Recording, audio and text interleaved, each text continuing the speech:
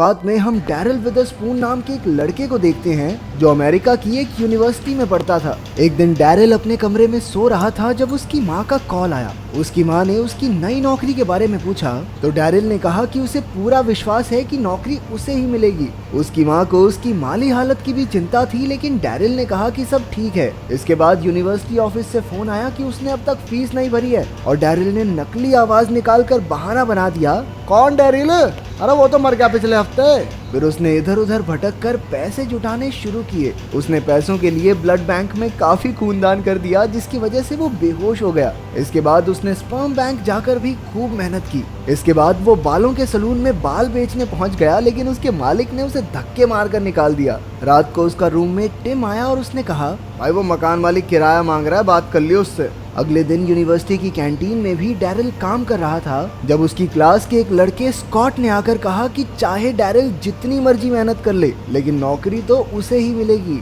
ऐसा इसलिए क्योंकि स्कॉट के पास उस नौकरी के लिए सारी जरूरी चीजें मौजूद हैं। अचानक जैनिस नाम की एक खूबसूरत लड़की वहां आई और उसे देखते ही डैरिल अपना दिल खो बैठा। इसके बाद डैरिल की क्लास में रैंडल टाइसन नाम का एक आदमी उसी कंपनी की तरफ से आया था जिसकी नौकरी डैरिल और स्कॉट दोनों पाना चाहते हैं। उसने कहा कि नौकरी के लिए उनके पास बेहतरीन मार्क्स होने चाहिए, उन्हें कई प्रोग्राम्स और पार्टीज में भाग लेना होगा और कैंडिडेट को खेल कूद में भी आगे होना चाहिए। इसके अलावा उन्हें कंपनी के बारे में मोटी मोटी नॉलेज भी होनी चाहिए। स्कॉट के पास ये सारी चीजें थी। रैंडल ने कहा कि क्योंकि एक ही आदमी की जगह खाली है तो 5 फाइनलिस्ट में से सिर्फ एक को चुना जाएगा। इसके बाद प्रोफेसर ने क्लास शुरू की जिसमें स्कॉट और डैरिल के बीच किसी बात पर बहस छिड़ गई। बाद में डैरिल आइस हॉकी कोच के पास पहुंचा क्योंकि उसे नौकरी के लिए खेल में भी हिस्सा लेना होगा, लेकिन डैरिल ने आज तक ये खेल नहीं खेला था, इसलिए कोच ने मना कर दिया। फिर डैरिल ने अपने रूममेट टिम से मदद मांगी क्योंकि वो तो हॉकी टीम का कैप्टन था।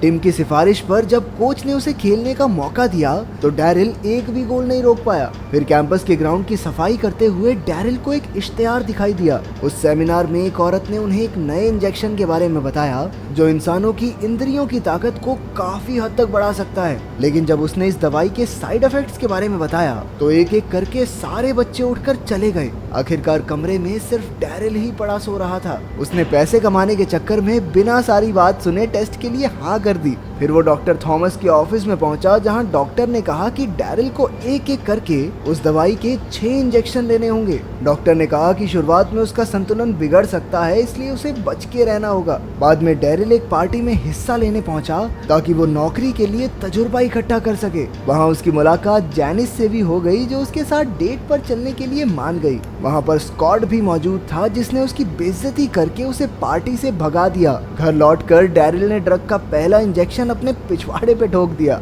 अगली सुबह जब प्रोफेसर सबका टेस्ट लेने लगा, अचानक उसी वक्त डैरिल पर ड्रग का असर होने लगा। उसकी देखने और सुनने की ताकत इतनी ज्यादा हो गई कि उसे पेंसिल की आवाज, हीरे की चमक जैसी कई आम चीजों से दिक्कत होने लगी। परेशान होकर वो अजीबोगरीब हरकतें करने लगा। जब प्रोफेसर ने उसे रोकना चाहा तो उसे मिर्गी का दौरा पड़ गया। इसके बाद वो सीधा डॉक्टर थॉमस के पास शिकायत लेकर गया। डॉक्टर ने उसे हौसला दिया कि दवाई ने अपना काम दिखाना शुरू कर दिया है और थोड़े ही समय में उसका शरीर इस दवाई को अपना लेगा। डॉक्टर ने कहा कि डैरिल को प्रैक्टिस करके अपनी इस ताकत पर कंट्रोल करना होगा। ड्रग के असर से परेशान होकर डैरिल ने अपने कान नाक सब बंद कर लिए, लेकिन फिर भी कोई फायदा नहीं हुआ। बेचारा उस नौकरी के लिए फाइनलिस्ट भी नहीं बन पाया, लेकिन धीरे धीरे वक्त के साथ उसने अपने शरीर पर काबू पा लिया। इसके बाद कंपनी ने 5 फाइनलिस्ट के लिए पार्टी रखी जहां डैरिल वेटर का काम कर रहा था। वहां उसने अपनी नई ताकत से जजेस को प्रभावित कर दिया और आखिरकार उन्होंने डैरिल को 6ठा फाइनलिस्ट बना दिया। इसके बाद वो एक पार्टी में पहुंचा जहां उसने जैनिस को अपनी सहेली तान्या के साथ बाथरूम जाते हुए देखा। उसने अपनी शक्तियों के इस्तेमाल से उनकी सारी बातें सुन ली। जैनिस कह रही थी कि उसे समझदार और नेक दिल लड़के पसंद हैं। उसके बाहर आते ही डैरिल ने उससे फ्लर्ट करना शुरू कर दिया और दोनों जैनिस के घर की ओर निकल पड़े। वहां पहुंचकर उन दोनों ने जल्द ही डिनर पर जाने का प्लान बनाया। बाद में कमरे में टिम ने डैरिल को दवाई का इंजेक्शन लेते हुए देख लिया और उसे लगा कि डैरिल अब नशे नुशे करने लग गया है। अगले दिन गेम में डैरिल ने बढ़िया तरीके से आइस हॉकी खेलकर कोच को खुश कर दिया। उसने गोलकीपर बनकर एक भी गोल नहीं जाने दिया, जिसे देखकर सब भौचक्के रह गए। फिर उनकी टीम का मुकाबला एक दूसरी टीम से हुआ। डैरिल का कॉलेज आज तक कभी नहीं जीता था, लेकिन मैच के दौरान डैरिल ने एक भी गोल नहीं होने दिया और आखिरकार उनकी टीम पहली बार मैच जीती। सबने डैरिल की जमकर तारीफ की। इसके बाद वो नौकरी के इंटरव्यू के लिए गया, जहां उसने अपनी शक्तियों से स्कॉट के इंटरव्यू की सारी बातें सुन ली।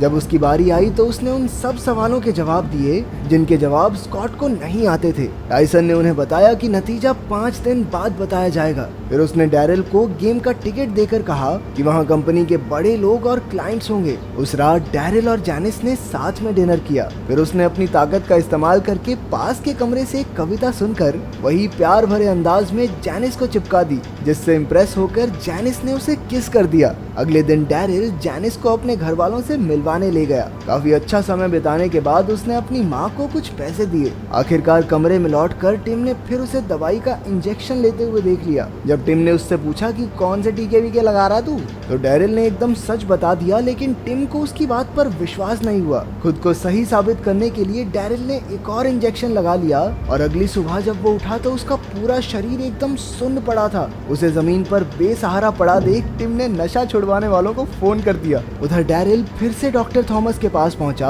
और डॉक्टर ने बताया कि डबल डोज की वजह से उसका शरीर सुन्न पड़ गया है। इस वजह से उसकी 5 में से सिर्फ 4 ही इंद्रियां काम कर रही हैं और 5वीं बार बार बदलती रहती है। इससे बचने के लिए डैरिल को 3 दिन तक बिस्तर में रहना होगा ताकि ड्रग खुद उसके शरीर से निकल जाए। लेकिन डैरिल को तो कल ही मैच में कंपनी वालों से मिलने जाना है। वो अगले दिन गेम में टाइसन के साथ बैठा था, जहां क्लाइंट्स भी मौजूद थे। अचानक उसकी सुनने की शक्ति बंद हो गई और जब सब नेशनल एंथम के लिए खड़े हुए तो वो बियर मंगवाने लगा। जब वो वापस आने लगा तो भाई साहब की आंखों की रोशनी चली गई और वो गलत जगह बैठ गया। उसकी हरकतें देखकर क्लाइंट की तो हंसी ही नहीं रुक रही थी। जब उसे दिखाई देने लगा तो एक प्लेयर ने उसे उठाकर कोर्ट में फेंक दिया। तो कुल मिलाकर उसने खूब भसड़ फैलाई, लेकिन टाइसन ने उसे बताया कि क्लाइंट ने डील के लिए हाँ कर दी है। रात को टिम ने एक लड़की को डैरिल के कमरे में जाते देखा तो उसने फिर से नशा छुड़ाने वालों को कॉल कर दिया। अबे लड़की का उससे क्या लेना देना। उस लड़की का नाम लोरेन है, जो जैनिस की बहन है,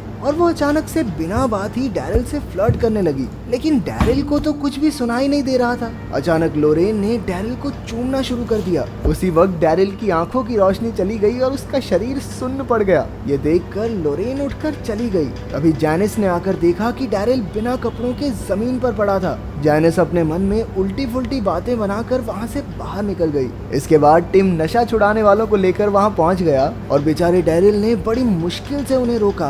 ओ भाई ठीक हूँ मैं, सुई मत चुभो दियो, गेम कर दूंगा तेरी। उसने टिम को समझाने की कोशिश की, लेकिन वो कुछ सुनने को तैयार ही नहीं था। बाद में वो एक पार्टी में गया जहाँ स्कॉट ने उसे एक ड्रिंक बनाकर दिया और डैरिल बिना किसी परेशानी के पी भी गया। लेकिन सब हैरान थे क्योंकि वो ड्रिंक करेले जैसी कड़वी थी। इसके बाद स्कॉट ने उसे बैट से पीटना शुरू कर दिया, लेकिन उसका भी डैरिल पर कोई असर नहीं हुआ। अगली सुबह उनकी टीम का आइस हॉकी मैच था। सबको डैरिल से काफी उम्मीदें थी कि वो उन्हें जिता देगा, लेकिन उसकी हालत इतनी बिगड़ गई कि वो हार गए। इसके बाद वो सीधा जेनिस के पास अपने प्यार का इजहार करने पहुंचा, लेकिन उसकी आंखों की रोशनी फिर चली गई और उसने वहां खड़े जेनिस के बाप को जेनिस समझ लिया। जब उसकी आंखों की रोशनी लौटी तो जेनिस ने उसे बाहर ले जाकर उसकी बहुत बेइज्जती की, क्योंकि वो कब से एक अच्छा इंसान होने का नाटक कर रहा था। डैरिल ने उसे भरोसा दिलाया कि जल्द ही सब ठीक हो जाएगा, लेकिन जेनिस को उस पर यकीन नहीं था। वो एक पब में टिम से मदद मांगने गया ताकि वो अगले इंटरव्यू के लिए डैरिल को पढ़ा सके।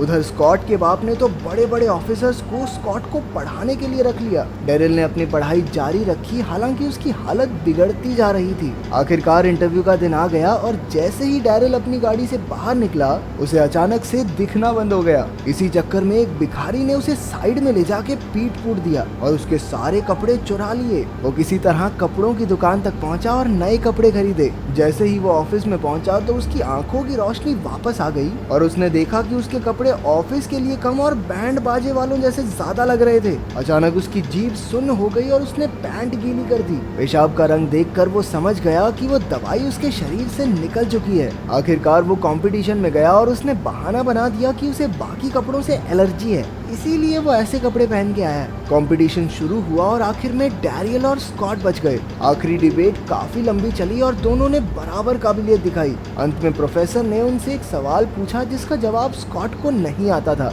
अपने हीरो डैरियल ने जवाब बता दिया और आखिरकार उसे नौकरी के लिए चुन लिया गया। लेकिन उस वक्त डैरियल को काफी पछतावा हुआ और उसने सबके सामने कह दिया कि वो गलत तरीके से यहाँ तक पहुँचा है। उसने बताया कि कैसे उसने एक दवाई ली और उसकी शक्तियों से वो फाइनलिस्ट बना। उसकी बात सुनकर सबके सब हक्के बक्के रह गए, लेकिन फिर भी उसकी सच्चाई और ईमानदारी के लिए उसे नौकरी पर रख लिया गया और उसके बॉस ने उसे मेहनत करके आगे बढ़ने की सलाह दी। इसके 1 साल बाद डैरियल जूनियर एनालिस्ट बन गया और उसने जैनिस के साथ एक प्यारा सा परिवार बसा लिया। अगर वीडियो पसंद आई तो लाइक कर देना, चैनल को सब्सक्राइब कर देना। मिलते हैं अगली